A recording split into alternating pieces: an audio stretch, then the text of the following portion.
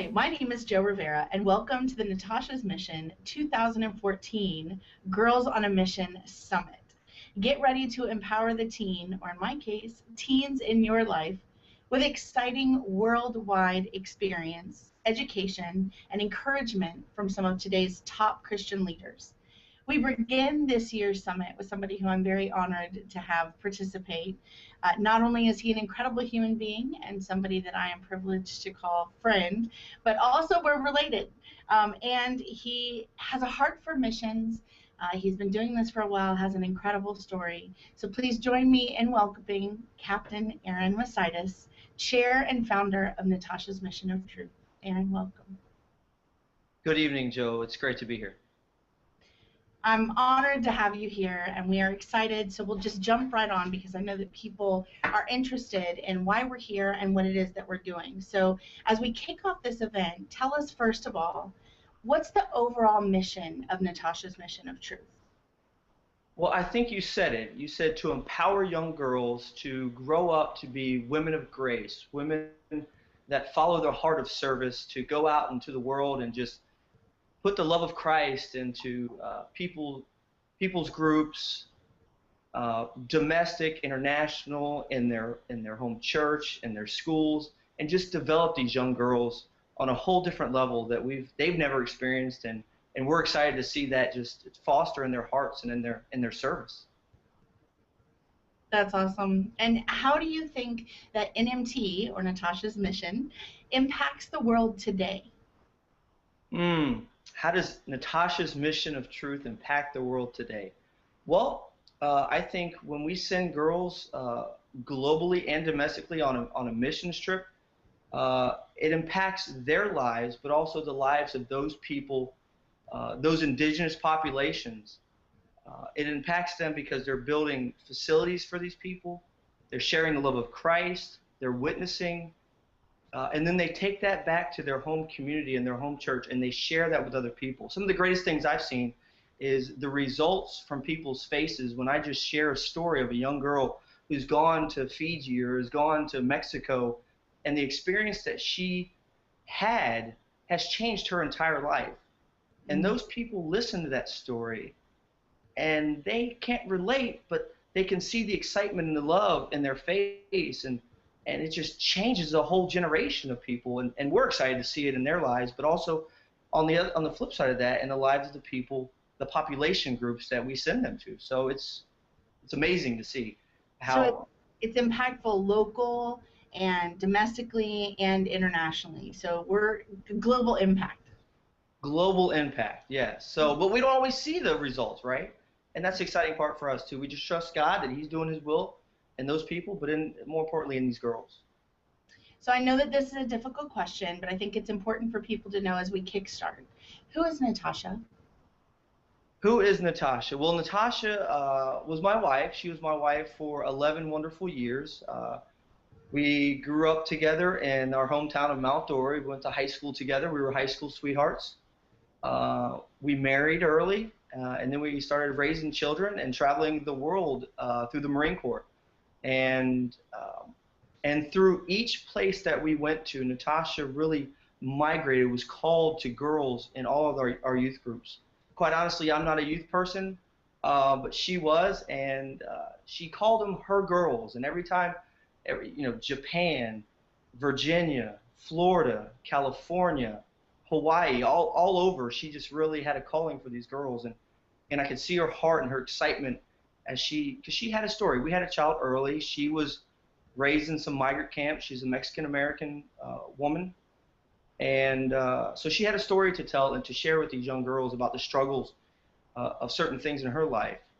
So it was a mentoring thing for her. So she was a woman of grace. She was a woman of love. She was a woman of compassion. She was a woman of meekness. And I was humbled to call her best friend and wife for many years. Thanks for sharing that. I know it's not the easiest thing in the world, but it's such an important part of where we came from. And you answered my next question, why you think she has such a heart for teenage girls. And it sounds like that's when her story started. Yes, that's when her story started. She had a story to share with these girls, and she had a testimony. And I heard somebody say one time, you can't have a testimony without a test.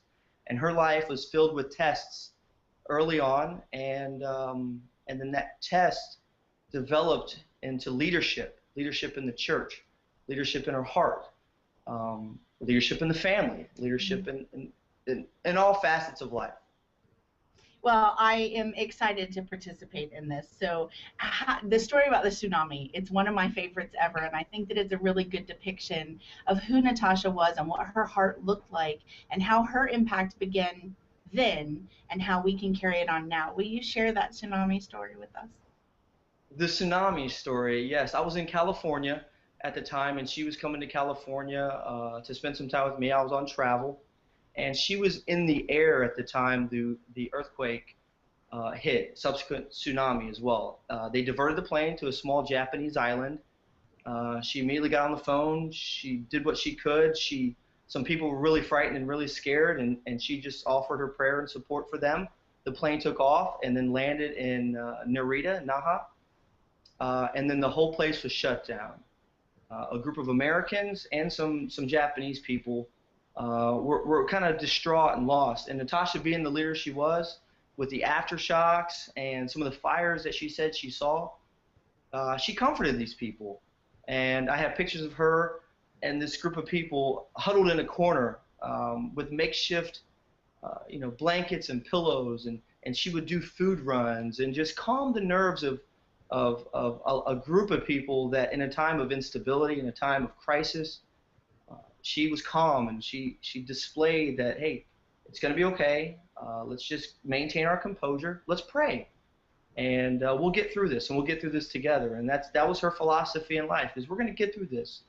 We're going to get through this together. We're going to pray. We're going to lean on the foundations of what we know to be true, and that's God's love. He had a purpose for it, so she shared that through her heart, through her face, and people saw that and really were magnetized to her, and they trusted her. Well, and that's certainly the legacy that we try to carry on here at Natasha's Mission.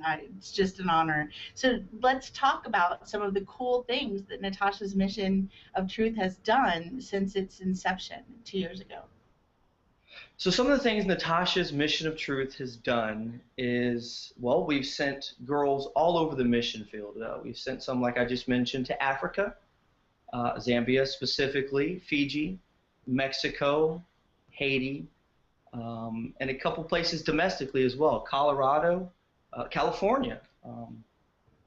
I've been able to share the testimony of Natasha, my testimony of experiencing the love of Christ through Natasha's passing, through that experience, to young people, people in schools, people in churches, and again, I think they can really relate to it to a degree, but they see my passion in it. And humbly stated, I don't do it for myself. I do it for Christ to be reflected and be honored in it. So I feel honored to be a part of it.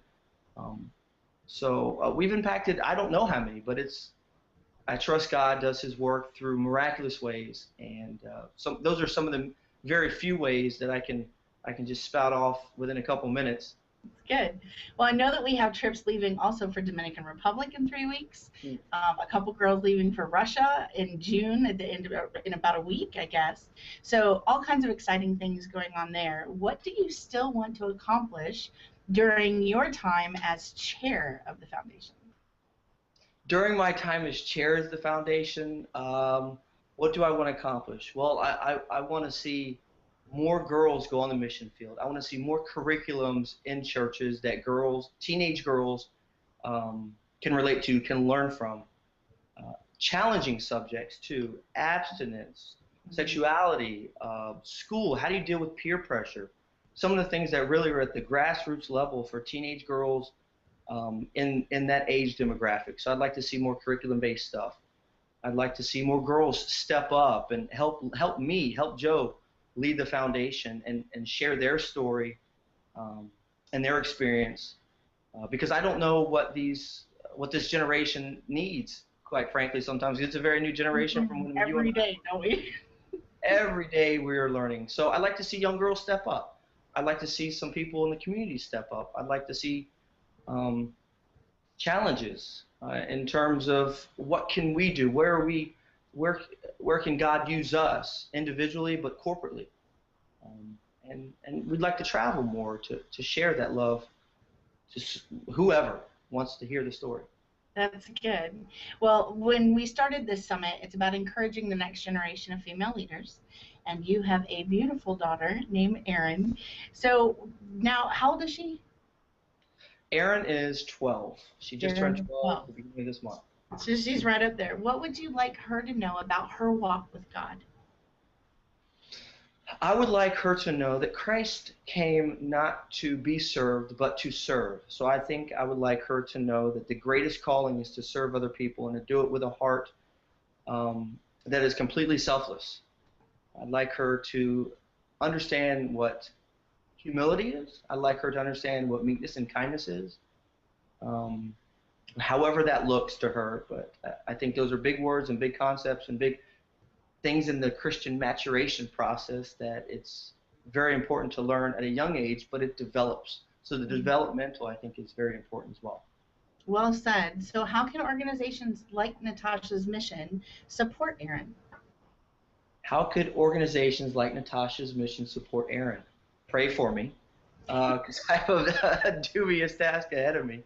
But just be there. Be there to offer their support, their resources, their encouragement, their people, um, their social circles, their churches. Um, we go to church to worship and to pray, but we're also there to serve the body of Christ. You can't have the head without the arm and the leg. So I think we all can be a part of that. That's one of the reasons that I am so excited about this year's summit. We have an incredible lineup of amazing Christian leaders that are prepared to share their gifts and abilities that are guaranteed to empower Erin and the teen in your life. So, Erin, as we go to close this out, is there anything else that you want to add? Is there anything else I want to add? Yes, I just want to thank everybody for where we've been in a very short amount of time, in 2 years. 2.5 years-ish, where we've been and where we are today, and I think where we're going. Because at the end of the day, it's not about me. It's not about the girls. It's about God's kingdom being glorified in all that we do, and I think we've done that. I think we've done that well. So I just want to send a heartfelt thank you to everybody that supported us with resources, with prayer, with encouragement, and to me, my family and friends that have just been there for me through thick and thin. I don't always make the best decisions, but they support each decision I make with love. Well, and I want to thank you personally, not only for your friendship, but for your leadership of what has become something very near and dear to my heart. I have 4 girls as well, and as they come up to know that somebody like you is putting their time, treasure, and talent behind a support system for their spiritual growth, it's really amazing. So I appreciate you, your leadership, and your obedience during such a personal challenge. You were talking about test and testimony, and my pastor says you don't know my glory until you know my story. And I think that you're living that right now. So I appreciate your time tonight. And for more information about Natasha's Mission, its events, curriculums, and certainly to stay involved in what's happening on the summit, please visit NatashasMission.com.